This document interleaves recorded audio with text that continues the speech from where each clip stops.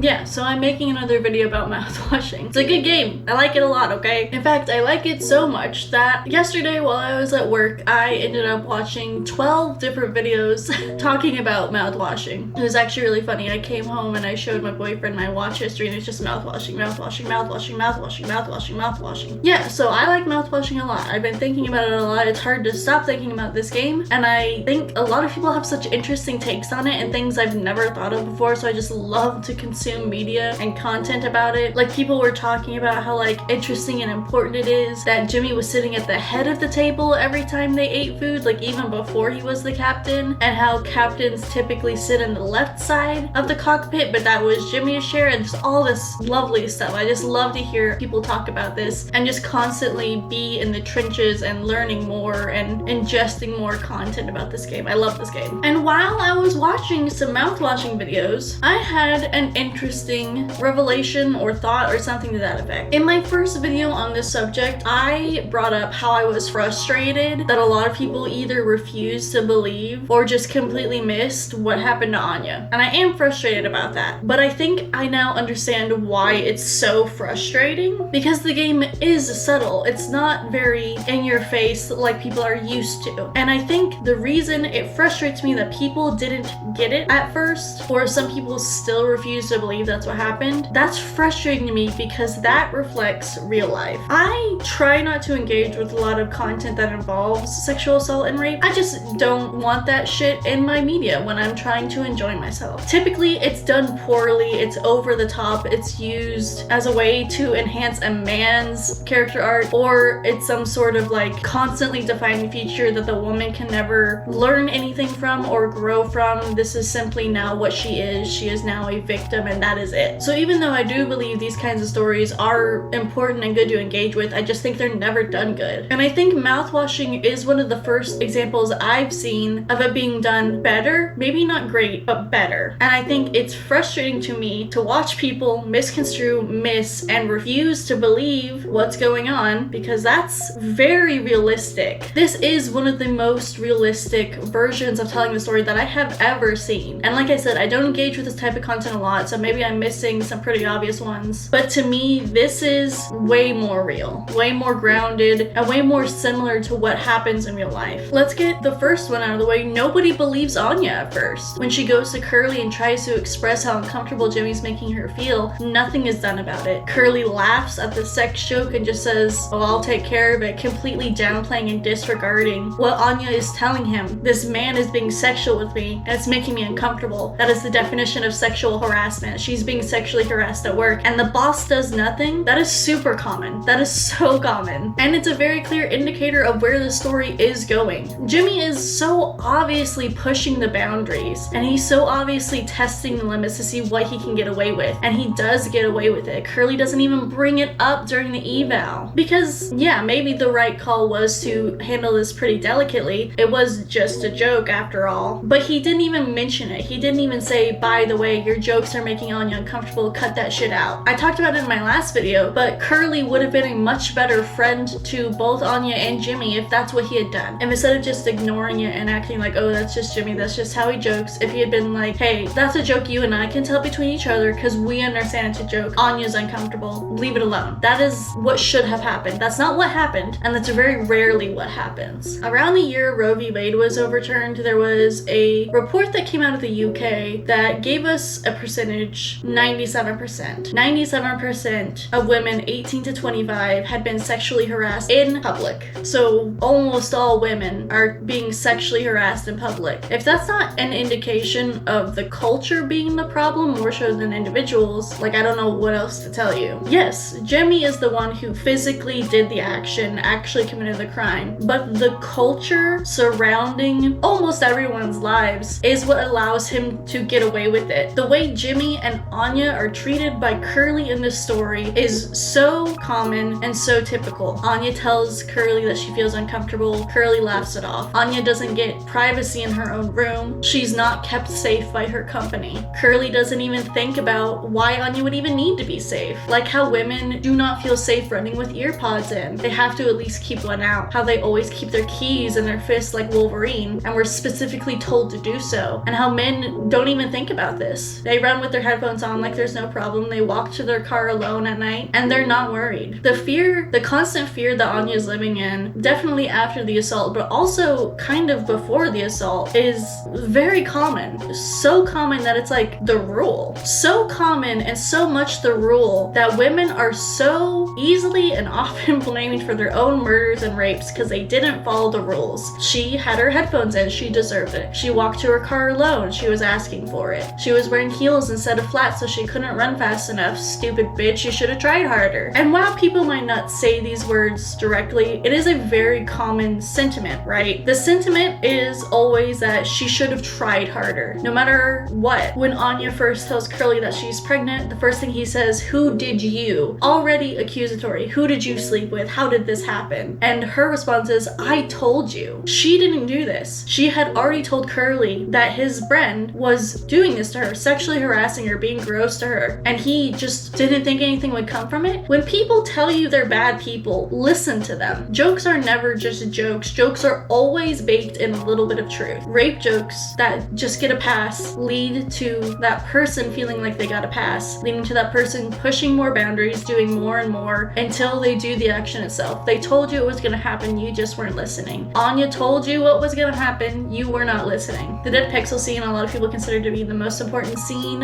in the game. Basically one giant metaphor from both Curly and Anya, just talking past each other but at the same time talking about the same thing. The dead pixel obviously represents Jimmy and the assault and how that is constantly on her mind. And again, that's very realistic. I complained earlier about media that when a woman has to go through something traumatic like this, it's her entire personality is the only thing she can think about. The difference here, because Anya also very clearly has this constantly on her mind, constantly thinking about it, is it doesn't consume her. She has personality outside of it. Her personality is tainted and warped by what is done, but she is still a person. This dead pixel might always be on the back of her mind, but she still looks at the screen and enjoys it. It still brings her comfort despite knowing in the back of her head what happened and never being able to forget it. Curly can't see it and honestly doesn't seem to look or try that hard to see it. He wants to try and always see the big picture, specifically using the word illusion. He wants everything to be fine and he's willing to overlook bad things to keep it that way. This is the most blatant and direct parallel to what happened. Anya is giving him hints, telling him things, and he just completely ignores it and doesn't look that deep into it, tries really hard to just pretend he didn't see it, doesn't even try that hard to look into it, so that he can enjoy his illusion of everything going fine. The fact that nobody made a move to help Anya is so realistic. The fact that Anya was ignored and pushed to the side, the fact that they allowed Jimmy to speak to her that way, by the way, pisses me off. I talked about this a little bit in the other video I made about this, but instantly from the way Jimmy was talking to Anya, he made me mad, because how dare you speak to somebody that way? And yet all of her co-workers are watching this happen in front of them and nobody says shit to Jimmy. Nobody's like, hey, you're being a dick. And that's just life. And it sucks, but that is life right now. This is what modern misogyny looks like. Jimmy so clearly singles out Anya to be so mean and degrading to for basically no reason. People are used to, in media, seeing misogyny be like, you're a woman, you're not allowed to work here, and like the most over-exaggerated and like in-your-face version of it. But the way Jimmy treats Anya is so much more realistic. It gets looked over, it gets passed up, people kind of like you, but they don't say anything to him. Nobody steps in to defend Anya. And I especially enjoy the fact that they gave Anya a fawn response. It's one that not a lot of people know about because it's not one of the big ones that everyone's told. Everyone knows fight or flight. Recently, people have been understanding freeze, but nobody has talked about fawn. I mean, people have obviously, but it's definitely not like widespread and widely known. So giving Anya a fawn response to her trauma, I think is great representation, especially since it is realistic how nobody realized what was going on and that she was traumatized and that this was a trauma response, because it's not what people expect. People want to see the breakdown, the tears, the hysterical sobbing that they're used to in media because it's easy to digest. It's easy to see Anya's pain when it's written all over her face, when she's crying and screaming and like huddling in a corner terrified. People can see that and it's so easy for them to understand. But watching Anya interact with her abuser in a way where she's so sweet, sickly sweet, trying so hard to stay on his good side, people aren't used to that. People don't understand that. And watching people completely misinterpret this or completely be confused confused by this, completely miss the point of this, is realistic. The fear and embarrassment and shame and confusion that happens after you are assaulted like this, that would lead to her not necessarily wanting to tell anybody, because this is a very private and horrible thing that happened to you.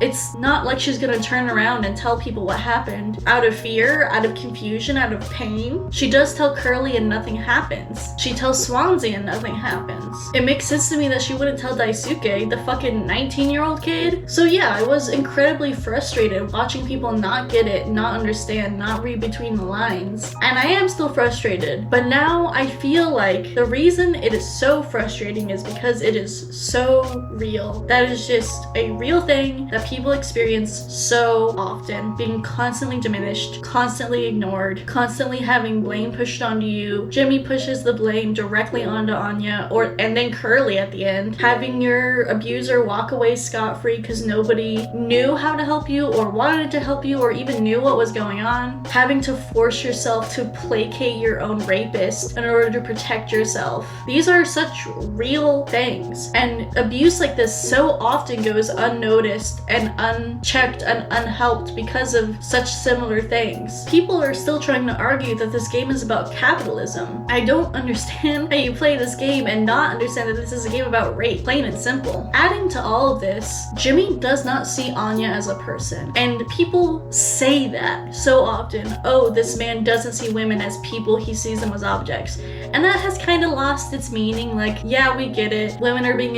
objectified, their bodies are being used more so than their personhood. But the way this game portrays Jimmy is such a good way to visualize that. Jimmy literally does not consider Anya a person. He does not consider Anya, period. We've already talked about how he's so fucking mean to her for no reason, literally diminishing her every chance he gets. But it's so clear to see in all his hallucinations and visions that he doesn't give a shit about her. He does not see her as a human being that he has hurt. Swansea, Curly, and Daisuke all get extended, very long scenes talking about and like explaining his guilt that he feels about their death, how he feels responsible, how he thought he could fix it but instead something horrible happens, how his own mistakes led to this. Basically, the whole game is about how he feels bad what happened to Curly, and yet none of that shit happens for Anya. Nothing happens for Anya. Some people like to argue that the horse cutscenes are about Anya. No, that's about the baby. Again, not even about Anya, not even about what he did, only about the consequences of what he did. He does not regard Anya at all. He has no feelings towards Anya. She is not even a person enough in his mind to hate. Extended death scenes for everyone except Anya. Anya's death is behind a closed and locked door. Her final speech is, instead of being this beautiful orchestra that Swansea has, we don't even see her face. Jimmy is sitting there ordering her around, being a bitch to her like usual. And even though her speech is powerful, from Jimmy's perspective, all it is a threat to Curly. He completely disregards Anya possibly being in danger until he has to convince Daisuke to go into the vent. And then when we do see Anya, well, we don't. The screen is glitched out so where you cannot even see Anya and what happened to her. Jimmy does not even care enough to recognize what has happened to Anya, even though it is just as much at his hand as everyone else's is.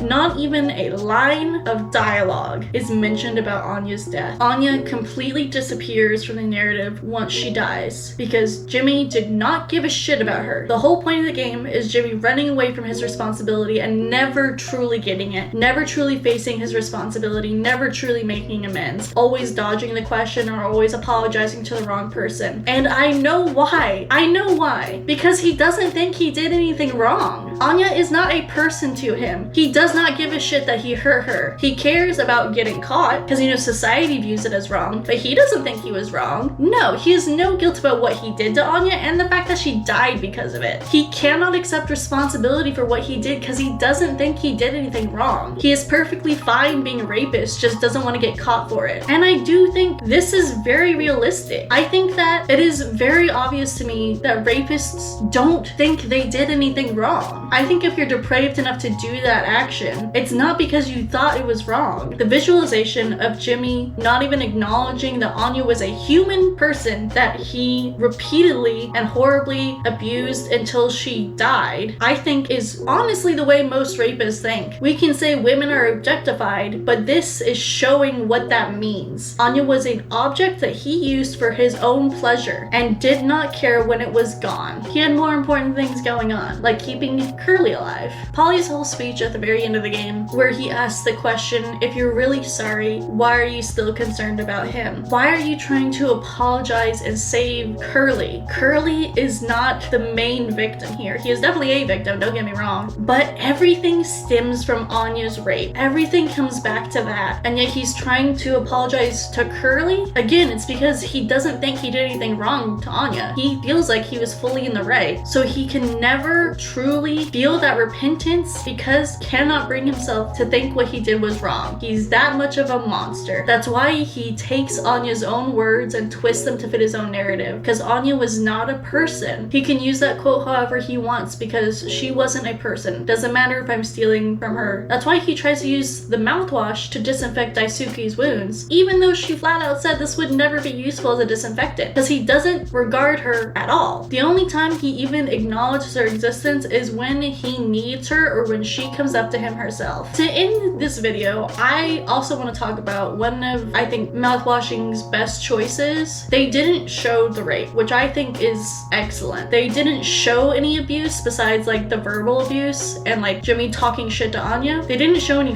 physical interactions between the two of them, and I think that's a very good choice. Sometimes people just straight up don't believe victims no matter how much proof there is. That's actually also fairly common, but even still, people who always want to be helpful and want to be good, when they hear a victim come forward and talk about something that's happened to him, so often they just refuse to believe until there's proof. And Anya does have proof. She has a baby, but if she hadn't, that doesn't mean what happened to her didn't happen. It probably would have meant that it just would have continued until the end of their voyage, because Curly obviously wasn't listening. Swansea also didn't help very much. Anya was completely alone and by herself and trying to figure this out and deal with it herself. In the game, when you walk around Anya's sleeping bag, there's the statue of Polly that talks every time you get near it, like a warning system, like a little alarm that would wake her up if anybody got near her in her most vulnerable state, something that was not afforded to her in her own room. No locks, no security, no safety. So she tries to make her own weak attempt at safety. And Anya now has proof through the pregnancy, but if she had never gotten that proof, would anybody care? Would Curly care? Would Swansea care? Would the players care? Or would the players just say, no, it didn't happen. I didn't see it on screen. There's no proof. Jimmy might be an asshole, but he's not a rapist because I didn't see it happen.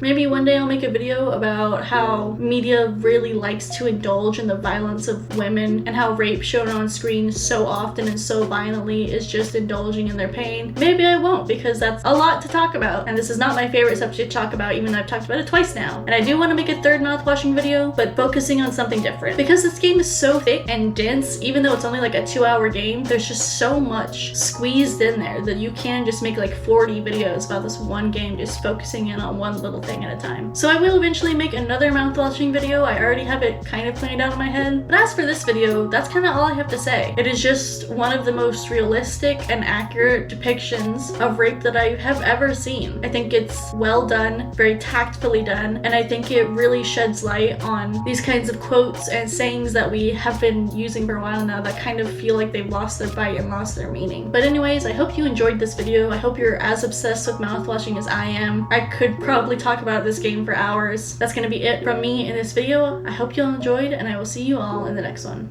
Bye.